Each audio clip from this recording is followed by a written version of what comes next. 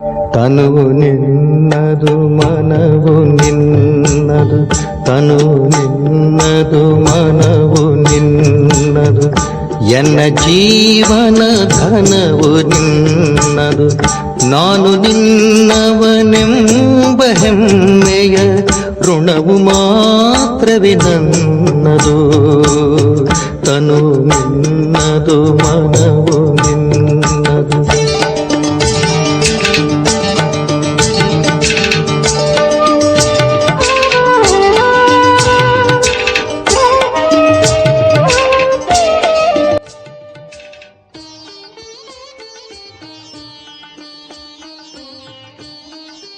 ಓಂ ಶಾಂತಿ. Good morning. Murali ದಿನಾಂಕ 5 August 26, ಪ್ರಾತಃ ಮುರಳಿ ಬಾಪ್ ದಾದಾ ಮಧುಬನ. ಶಿವ ತಂದೆ ನೆನಪಿದೆಯಾ? ಮುರಳಿಯ ಸಾರ: ಮಧುರ ಮಕ್ಕಳೇ, ನೀವು ತಮ್ಮ ಯೋಗ ಬಲದಿಂದ ಈ ಹಳೆಯ ಪ್ರಪಂಚವನ್ನು ಪರಿವರ್ತನೆ ಮಾಡಿ ಹೊಸದನ್ನಾಗಿ ಮಾಡುತ್ತೀರಿ. ನೀವು ಆತ್ಮಿಕ ಸೇವೆಗಾಗಿ ಪ್ರಕಟವಾಗಿದ್ದೀರಿ. ಇಂದಿನ ಪ್ರಶ್ನೆಯಾಗಿದೆ: ಪ್ರಾಮಾಣಿಕ ಸತ್ಯ ಪುರುಷಾರ್ಥಿ ಮಕ್ಕಳ ಚಿಹ್ನೆಗಳೇನು? ಬಾಬಾ ಉತ್ತರ ತಿಳಿಸ್ಕೊಡ್ತಾ ಇದ್ರೆ, ಪ್ರಾಮಾಣಿಕ ಮಕ್ಕಳು ಎಂದೂ ಸಹ ತಮ್ಮ ತಪ್ಪನ್ನು ಮುಚ್ಚಿಡುವುದಿಲ್ಲ. ಕೂಡಲೇ ತಂದೆಗೆ ತಿಳಿಸುತ್ತಾರೆ. ಅವರು ಬಹಳ ನಿರಹಂಕಾರಿಯಾಗಿರುತ್ತಾರೆ. ಅವರ ಬುದ್ಧಿಯಲ್ಲಿ ಸದಾ ಇದೇ ವಿಚಾರವಿರುತ್ತದೆ: ನಾವು ಎಂತಹ ಕರ್ಮ ಮಾಡುವೆವೋ ನಮ್ಮನ್ನು ನೋಡಿ ಅನ್ಯರೂ ಮಾಡುವರು. ಎರಡನೇದಾಗಿ, ಅವರು ಯಾರದೇ ಡಿಸ್ಸರ್ವಿಸ್ನ ಗಾಯನ ಮಾಡುವುದಿಲ್ಲ. ತಮ್ಮ ಸರ್ವಿಸ್ನಲ್ಲಿ ತೊಡಗಿರುತ್ತಾರೆ. ಅವರು ಯಾರದೇ ಅವಗುಣಗಳನ್ನು ನೋಡಿ ತಮ್ಮ ತಲೆ ಕೆಡಿಸಿಕೊಳ್ಳುವುದಿಲ್ಲ. ಇಂದಿನ ಗೀತೆಯಾಗಿದೆ: ಧೈರ್ಯ ತಾಳು ಮಾನವನೇ, ಧೈರ್ಯ ತಾಳು. ಓಂ ಶಾಂತಿ. ಮಧುರಾತಿ ಮಧುರ ಆತ್ಮಿಕ ಮಕ್ಕಳ ಪ್ರತಿ ಆತ್ಮಿಕ ತಂದೆಯು ಧೈರ್ಯ ತರಿಸುತ್ತಾರೆ. ಹೇಗೆ ಲೌಕಿಕ ತಂದೆಯೂ ಸಹ ಧೈರ್ಯ ಕೊಡುತ್ತಾರಲ್ಲವೇ? ಯಾರಾದರೂ ರೋಗಿಯಾದರೆ ಅವರಿಗೆ ಸಮಾಧಾನ ನೀಡುತ್ತಾರೆ. ನಿಮ್ಮ ರೋಗದ ದುಃಖದ ದಿನಗಳು ಬದಲಾಗಿ ಸುಖದ ದಿನಗಳು ಬರುತ್ತವೆ ಎಂದು. ಅಲ್ಲಿ ಹದ್ದಿನ ತಂದೆಯ ಹದ್ದಿನ ಧೈರ್ಯವನ್ನು ತರಿಸುತ್ತಾರೆ. ಇವರಂತೂ ಬೇಹದ್ದಿನ ತಂದೆಯಾಗಿದ್ದಾರೆ. ಮಕ್ಕಳಿಗೆ ಬೇಹದ್ದಿನ ಧೈರ್ಯವನ್ನು ತರಿಸುತ್ತಾರೆ. ಮಕ್ಕಳೇ, ಈಗ ನಿಮ್ಮ ಸುಖದ ದಿನಗಳು ಬರುತ್ತಿವೆ. ಇನ್ನು ಕೆಲವೇ ದಿನಗಳಿವೆ. ನೀವೀಗ ತಂದೆ ನೆನಪಿನಲ್ಲಿದ್ದು ಅನ್ಯರಿಗೂ ಕಲಿಸಿಕೊಡಿ. ನೀವು ಶಿವಶಕ್ತಿಯರಾಗಿದ್ದೀರಲ್ಲವೇ? ಶಿವ ತಂದೆಯ ಶಕ್ತಿ ಸೈನ್ಯವು ಪುನಃ ಪ್ರಕಟವಾಗಿದೆ. ಇವರೂ ಇದ್ದಾರೆ, ಅಂದ್ರೆ ಪಾಂಡವರು ಇದ್ದಾರೆ. ಇವರೆಲ್ಲರೂ ಶಿವನಿಂದ ಶಕ್ತಿಗಳನ್ನು ತೆಗೆದುಕೊಳ್ಳುತ್ತಾರೆ. ನೀವು ಶಕ್ತಿಯನ್ನು ತೆಗೆದುಕೊಳ್ಳುತ್ತೀರಿ. ತಂದೆಯು ತಿಳಿಸಿದ್ದಾರೆ, ಇದರಲ್ಲಿ ಕೃಪೆ ಅಥವಾ ಆಶೀರ್ವಾದದ ಮಾತಿಲ್ಲ. ನೆನಪಿನಲ್ಲಿದ್ದು ಶಕ್ತಿಯನ್ನು ತೆಗೆದುಕೊಳ್ಳುತ್ತಾ ಹೋಗಿರಿ. ನೆನಪಿನಿಂದಲೇ ನಿಮ್ಮ ವಿಕರ್ಮಗಳು ವಿನಾಶವಾಗುತ್ತಾ ಹೋಗುತ್ತವೆ ಮತ್ತು ನೀವು ಶಕ್ತಿವಂತರಾಗುತ್ತಾ ಹೋಗುತ್ತೀರಿ. ಶಿವನ ಶಕ್ತಿ ಸೇನೆಯು ಇಷ್ಟು ಸರ್ವಶಕ್ತಿವಂತನಾಗಿತ್ತು. ಯಾವುದು ಹಳೆಯ ಪ್ರಪಂಚವನ್ನು ಪರಿವರ್ತನೆ ಮಾಡಿ ಹೊಸದನ್ನಾಗಿ ಮಾಡಿಬಿಟ್ಟಿತು. ನಿಮಗೆ ತಿಳಿದಿದೆ, ಯೋಗ ಬಲದಿಂದ ಈ ಹಳೆಯ ಪ್ರಪಂಚವನ್ನೇ ಪರಿವರ್ತಿಸುತ್ತೀರಿ. ಮನುಷ್ಯರು ಬೆರಳು ಮೇಲೆ ಮಾಡಿ ತೋರಿಸು ಹೇಳುತ್ತಾರೆ, ಅಲ್ಲಾಹನನ್ನು, ಗಾಡ್ನನ್ನು ನೆನಪು ಮಾಡಿರಿ ಎಂದು. ಈಗ ಮಕ್ಕಳಿಗೆ ಅರ್ಥವಾಗಿದೆ, ತಂದೆ ನೆನಪಿನಿಂದ ಈ ಕಲ್ಲುಗಳ ಪರ್ವತವು ಅರ್ಥಾತ್ ಪ್ರಪಂಚವು ಪರಿವರ್ತನೆಯಾಗಿ ಬಿಡುವುದು. ನಾವೀಗ ಫರಿಸ್ತಾನವನ್ನು ಸ್ಥಾಪನೆ ಮಾಡುತ್ತಿದ್ದೇವೆ. ತಂದೆಯು ಮಕ್ಕಳಿಗೆ ತಿಳಿಸುತ್ತಾರೆ, ಮಕ್ಕಳೇ, ಪ್ರದರ್ಶನೆಯಲ್ಲಿ ಹೆಚ್ಚು ಸರ್ವಿಸ್ ಮಾಡಿರಿ, ಪರಿಶ್ರಮ ಪಡಿ, ಸಮಯ ಸಿಕ್ಕಿದಾಗಲೆಲ್ಲ ಕುಳಿತು ಕಲಿಯಿರಿ. ಬಹಳ ಸಹಜವಾಗಿದೆ. ಮಕ್ಕಳಿಗೆ ಪ್ರತಿಯೊಂದು ಪ್ರಕಾರದ ಶಿಕ್ಷಣವು ಸಿಗುತ್ತಾ ಇರುತ್ತದೆ. ಪ್ರತಿಯೊಬ್ಬರ ಕರ್ಮಗಳ ಲೆಕ್ಕಾಚಾರವಿದೆ. ಕನ್ಯೆಯರ ಕರ್ಮವು ಒಳ್ಳೆಯದಾಗಿದೆ. ಯಾರಿಗೆ ವಿವಾಹವಾಗಿದೆಯೋ ಅವರು ಹೇಳುತ್ತಾರೆ, ಈ ಸಮಯದಲ್ಲಿ ಒಂದು ವೇಳೆ ನಾವು ಕನ್ಯೆಯರಾಗಿದ್ದರೆ ಇವೆಲ್ಲ ಬಂಧನಗಳಿಂದ ಮುಕ್ತರಾಗಿ ಸ್ವತಂತ್ರ ಪಕ್ಷಿಯಾಗಿರುತ್ತಿದ್ದೆವು. ಕನ್ಯೆಯರು ಸ್ವತಂತ್ರ ಪಕ್ಷಿಗಳಾಗಿದ್ದಾರೆ. ಆದರೆ ಕೆಟ್ಟ ಸಂಘದಲ್ಲಿ ಬಂದಾಗ ನಷ್ಟ ಉಂಟಾಗುತ್ತದೆ. ಸ್ತ್ರೀಯರಿಗೆ ಪುರುಷ ಮತ್ತು ಮಕ್ಕಳು ಮೊದಲಾದವರ ಎಷ್ಟೊಂದು ಬಂಧನವಿರುತ್ತದೆ. ಇದರಲ್ಲಿ ರೀತಿ ನೀತಿಗಳು ಮೊದಲಾದ ಎಷ್ಟೊಂದು ಬಂಧನಗಳಿರುತ್ತವೆ. ಕನ್ಯೆಯರಿಗೆ ಯಾವುದೇ ಬಂಧನವಿಲ್ಲ. ಬಾಂಬೆಯಲ್ಲಿಯೂ ಕನ್ಯೆಯರು ತಯಾರಾಗುತ್ತಿದ್ದಾರೆ. ನಮ್ಮ ಪ್ರಾಂತ್ಯವನ್ನು ನಾವೇ ಸಂಭಾಲನೆ ಮಾಡಿಕೊಳ್ಳುತ್ತೇವೆ ಎಂದು ಹೇಳುತ್ತಾರೆ. ಎಲ್ಲರೂ ತಮ್ಮ ಪ್ರಾಂತ್ಯಕ್ಕಾಗಿ ಎಷ್ಟೊಂದು ಪರಿಶ್ರಮ ಪಡುತ್ತಾರೆ. ನಮ್ಮ ಗುಜರಾತ್, ನಮ್ಮ UP ಎಂದು ಹೇಳುತ್ತಾರೆ. ನೀವು ಈಗ ತಮ್ಮ ಸ್ವರಾಜ್ಯವನ್ನು ಪಡೆಯುತ್ತೀರಿ. ಇದರಲ್ಲಿ ನಾನು ಇಂಥವನಾಗಿದ್ದೇನೆ, ಇಂತಹ ಪ್ರಾಂತ್ಯದವನಾಗಿದ್ದೇನೆ ಇದು ಸಹ ಇರಬಾರದು. ನಿಮಗೆ ಯಾರೊಂದಿಗೂ ಈರ್ಷೆ ಇರಬಾರದು.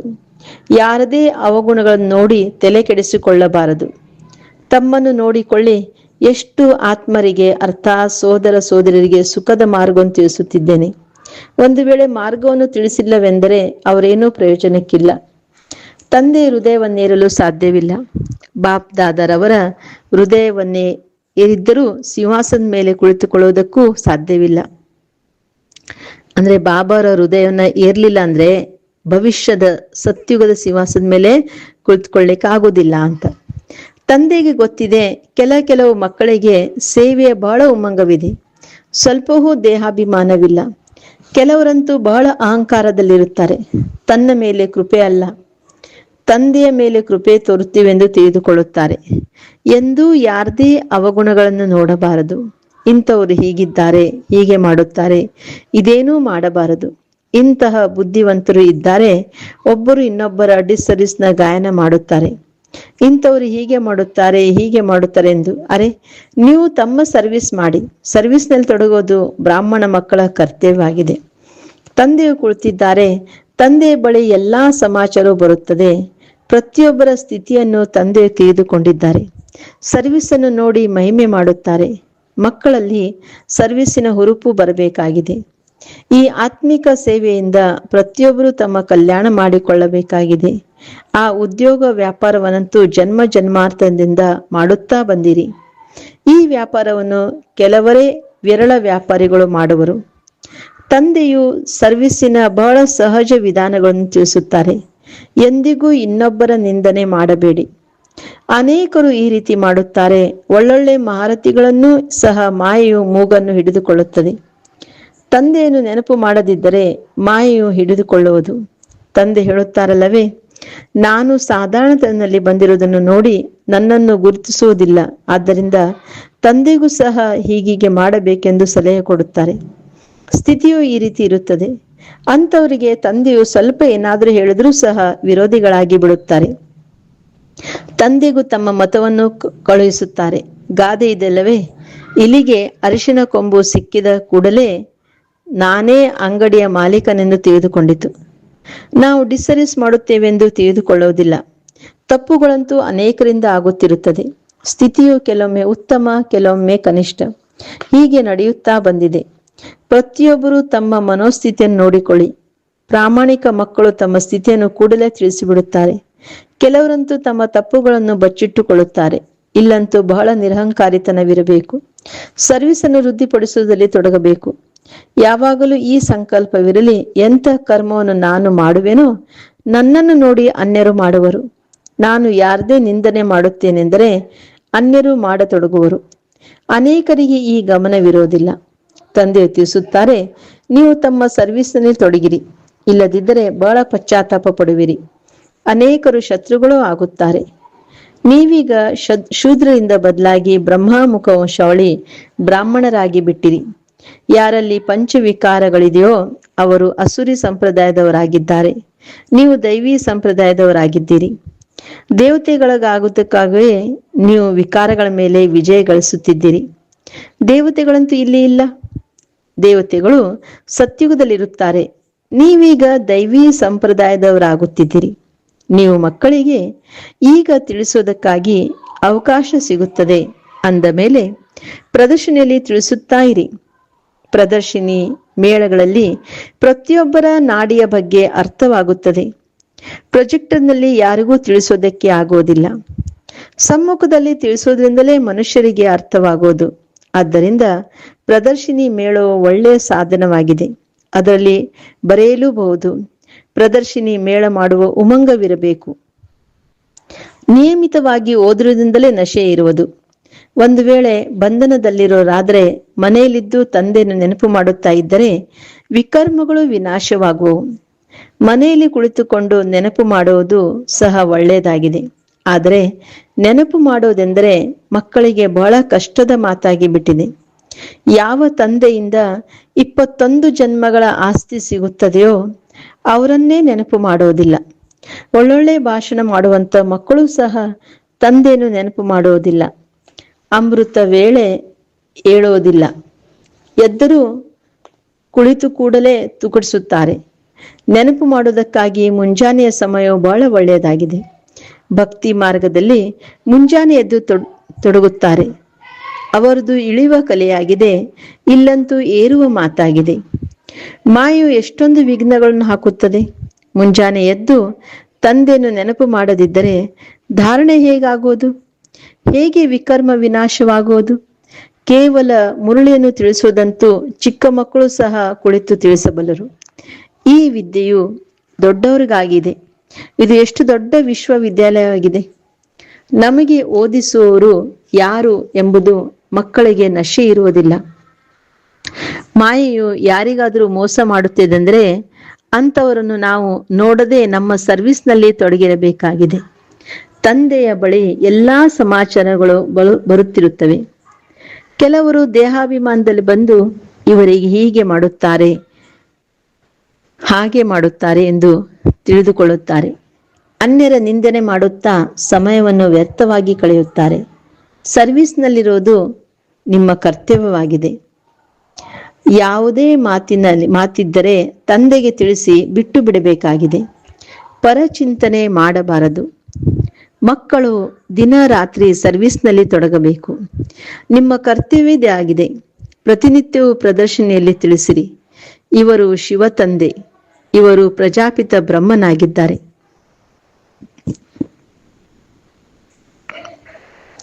ಕಲ್ಪದ ಮೊದಲೂ ಸಹ ಪ್ರಜಾಪಿತ ಬ್ರಹ್ಮರವರ ಗಾಯನವಿದೆ.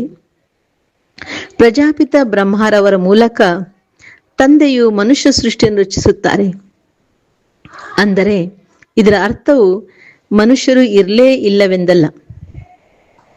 ಮನುಷ್ಯ ಸೃಷ್ಟಿ ರಚಿಸುತ್ತಾರೆ ಎಂದರೆ ಅರ್ಥ ಮುಳ್ಳುಗಳಂತೆ ಇರುವವರನ್ನು ಹೂಗಳನ್ನಾಗಿ ಮಾಡುತ್ತಾರೆ.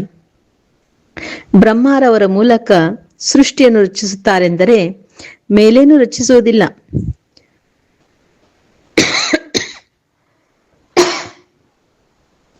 ಬ್ರಹ್ಮರವರು ಇಲ್ಲಿಯೇ ಇರಬೇಕಲ್ಲವೇ? ಇದನ್ನು ಎಷ್ಟು ಸ್ಪಷ್ಟವಾಗಿ ತಿಳಿಸಲಾಗುತ್ತದೆ.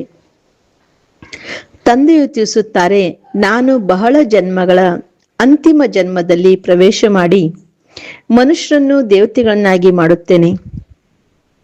ಆದ್ದರಿಂದ ಮಕ್ಕಳು ಸರ್ವಿಸ್ನಲ್ಲಿ ಹಗಲು ರಾತ್ರಿ ಪರಿಶ್ರಮ ಪಡಬೇಕಾಗಿದೆ. ಉದ್ಯೋಗ ವ್ಯವಹಾರಗಳಿಂದ ಸ್ವಲ್ಪ ಸಮಯವನ್ನು ತೆಗೆದು ಇದರಲ್ಲಿ ತೊಡಗಬೇಕಾಗಿದೆ. ಬಿಡುವು ಸಿಗುವುದಿಲ್ಲವೆಂದಲ್ಲ. ಒಂದು ವೇಳೆ ಕಾಯಿಲೆ ಬಂದರೆ ಆಗ ಬಿಡುವಿಲ್ಲವೆಂದು ಹೇಳುವಿರಾ? ಆದ್ದರಿಂದ ಪುರುಷಾರ್ಥ ಮಾಡಬೇಕಾಗಿದೆ. ಪ್ರೇರಣೆಯಿಂದ ಏನೂ ಆಗುವುದಿಲ್ಲ.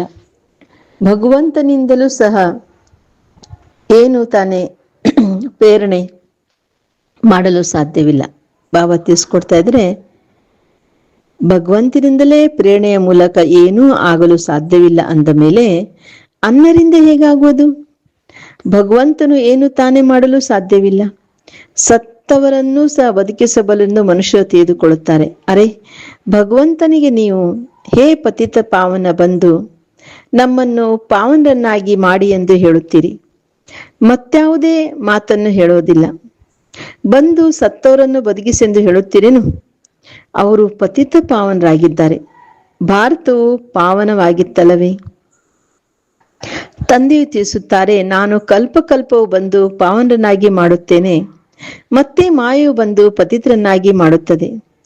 ಈಗ ಪುನಃ ಪಾವನರನ್ನಾಗಿ ಮಾಡಲು ನಾನು ಬಂದಿದ್ದೇನೆ. ಎಷ್ಟು ಸಹಜ ಮಾತನ್ನು ತಿಳಿಸುತ್ತಾರೆ. ನಾಟಿ ವೈದ್ಯರು ದೊಡ್ಡ ಕಾಯಿಲೆಯನ್ನು ಸಹ ಗಿಡಮೂಲಿಕೆಗಳಿಂದ ಸರಿಪಡಿಸುತ್ತಾರೆ. ಆಗ ಅವರಿಗೆ ಮಹಿಮೆಯೂ ಆಗುತ್ತದೆ. ಯಾರಿಗಾದರೂ ಮಗುವಾಯಿತು ಅಥವಾ ಹಣ ಸಿಕ್ಕಿತಂದ್ರೆ ಗುರುವಿನ ಕೃಪೆ ಆಯ್ತೆಂದು ಹೇಳುತ್ತಾರೆ. ಒಳ್ಳೆಯದು. ಮಗು ಸತ್ತು ಹೋದರೆ ಇದು ಈಶ್ವರನ ಲೀಲೆ ಎಂದು ಹೇಳುತ್ತಾರೆ. ಇವೆಲ್ಲ ಮಾತುಗಳು ಈಗ ನೀವು ಮಕ್ಕಳು ತಿಳಿದುಕೊಳ್ಳುತ್ತೀರಿ. ಸನ್ಯಾಸಿಗಳು ಪವಿತ್ರರಾಗುತ್ತಾರೆಂದರೆ ಅವರಿಗೆ ಬಹಳ ಮಾನ್ಯತೆ ಇರುತ್ತದೆ.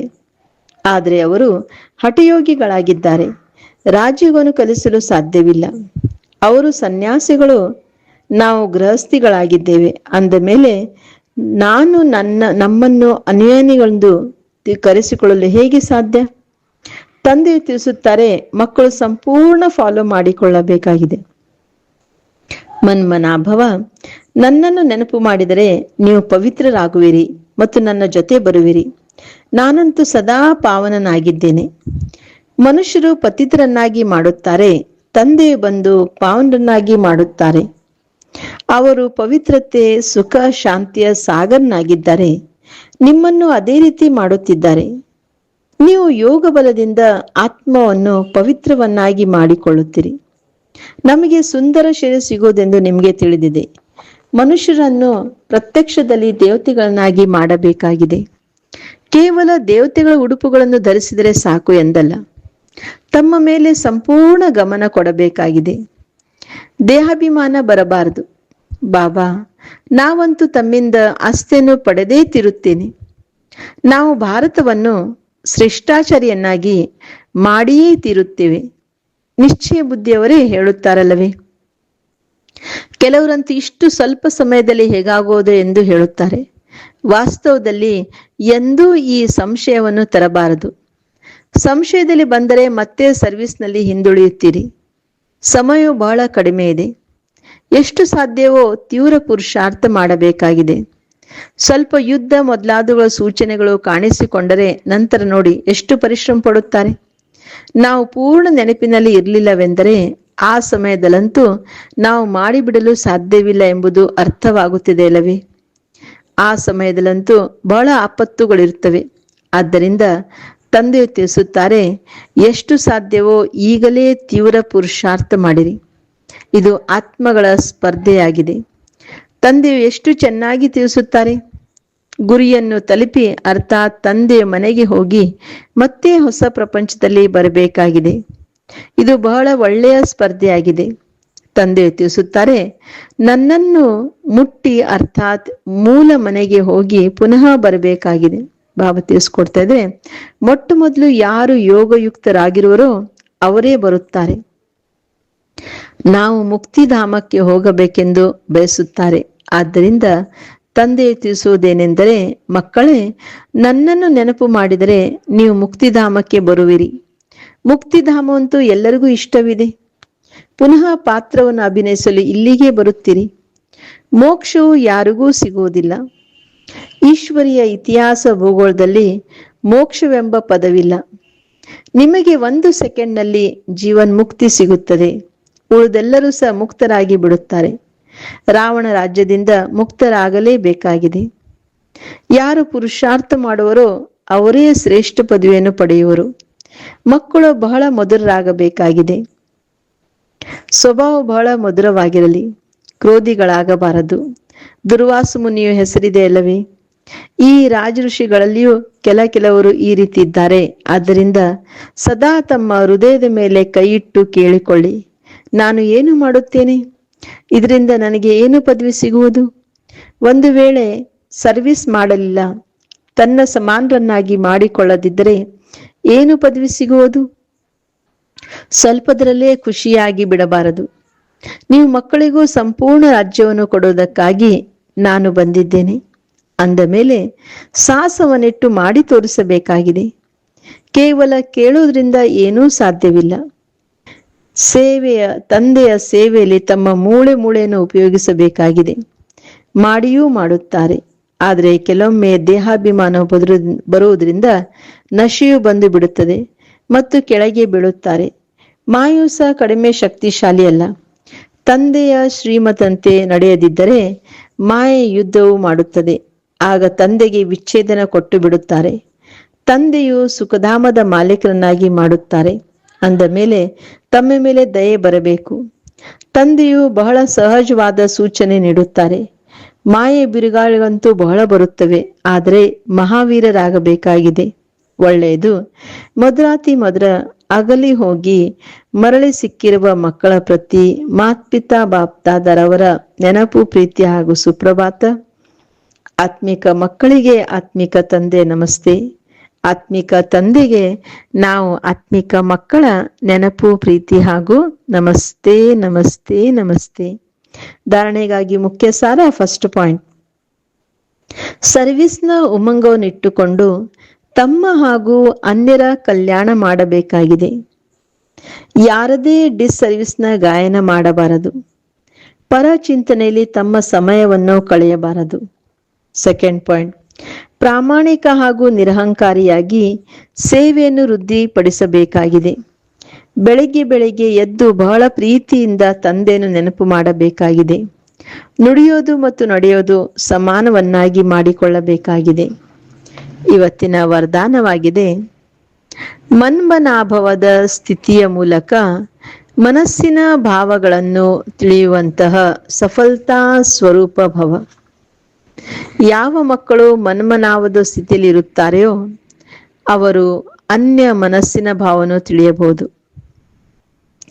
ಮಾತು ಬಲೆ ಯಾವುದೇ ಇರಲಿ, ಆದರೆ ಅದರ ಭಾವವೇನಾಗಿದೆ ಎಂಬುದನ್ನು ತಿಳಿದುಕೊಳ್ಳುವ ಅಭ್ಯಾಸವನ್ನು ಮಾಡುತ್ತೀರಿ. ಪ್ರತಿಯೊಬ್ಬರ ಮನಸ್ಸಿನ ಭಾವವನ್ನು ತಿಳಿಯೋದ್ರಿಂದ ಅವರ ಬಯಕೆ ಅಥವಾ ಪ್ರಾಪ್ತಿಯ ಇಚ್ಛೆ ಏನಿದೆಯೋ ಅದನ್ನು ಪೂರ್ಣಗೊಳಿಸಲು ಸಾಧ್ಯವಾಗುತ್ತದೆ. ಇದರಿಂದ ಅವರು ಅವಿನಾಶಿ ಪುರುಷಾರ್ಥಿ ಆಗಿಬಿಡುತ್ತಾರೆ. ನಂತರ ಸ್ವಲ್ಪ ಸಮಯದಲ್ಲಿ ಸೇವೆಯ ಸಫಲತೆಯೂ ಸಹ ಬಹಳಷ್ಟು ಕಾಣಿಸುತ್ತದೆ ಮತ್ತು ತಾವು ಪುರುಷಾರ್ಥಿ ಸ್ವರೂಪಕ್ಕೆ ಬದಲಾಗಿ ಸಫಲತಾ ಸ್ವರೂಪರಾಗಿ ಬಿಡುತ್ತೀರಿ. ಇವತ್ತಿನ ಸ್ಲೋಗನ್ ಆಗಿದೆ: ಮಲಗುವ ಸಮಯದಲ್ಲಿ ಎಲ್ಲವನ್ನೂ ತಂದೆಗೆ ಅರ್ಪಣೆ ಮಾಡಿ ಖಾಲಿಯಾಗಿ ಬಿಡಿ. ಅದರಿಂದ ವ್ಯರ್ಥ ಅಥವಾ ವಿಕಾರಿ ಸ್ವಪ್ನಗಳು ಬರುವುದಿಲ್ಲ. ಇವತ್ತಿನ ಅವ್ಯಕ್ತ ಸೂಚನೆ: ಅಪವಿತ್ರತೆ ಬೀಜವನ್ನು ಸಮಾಪ್ತಿ ಮಾಡಿ ಸಂಪೂರ್ಣ ಸ್ವಚ್ಛ ಆಗಿರಿ. ತಾವು ಆತ್ಮಗಳು ಬ್ರಾಹ್ಮಣ ಜೀವನದಲ್ಲಿ ಇಷ್ಟು ಪವಿತ್ರ ಆಗುತ್ತೀರಿ, ಯಾವುದರಿಂದ ಶರೀರವನ್ನು ಪ್ರಕೃತಿಯನ್ನು ಪವಿತ್ರವಾಗಿ ಮಾಡಿಬಿಡುತ್ತೀರಿ. ಹಾಗಾಗಿ ಶರೀರವು ಪವಿತ್ರವಾಗಿರುತ್ತದೆ, ಆತ್ಮವು ಪವಿತ್ರವಾಗಿರುತ್ತದೆ. ಸಂಪೂರ್ಣ ಪವಿತ್ರ ಅರ್ಥಾತ್ ಅಪವಿತ್ರತೆಯ ಅಂಶ ಮಾತ್ರವೂ ಇರಬಾರದು. ಏಕೆಂದರೆ ಎಷ್ಟು ಪವಿತ್ರತೆ ಇರುವುದು ಅಷ್ಟು ಬ್ರಾಹ್ಮಣ ಜೀವನದ ಪರ್ಸನಾಲಿಟಿ ಇರುವುದು. ಒಂದು ವೇಳೆ ಪವಿತ್ರತೆ ಕಡಿಮೆ ಇದ್ದರೆ ಪರ್ಸನಾಲಿಟಿಯೂ ಕಡಿಮೆ. ಈ ಪವಿತ್ರತೆಯ ಪರ್ಸನಾಲಿಟಿ ಸೇವೆಯಲ್ಲೂ ಸಹ ಸಫಲತೆಯ ಸಹಜವಾಗಿ ತರಿಸುವುದು. Okay, Om Shanti. Have a nice day. Take care.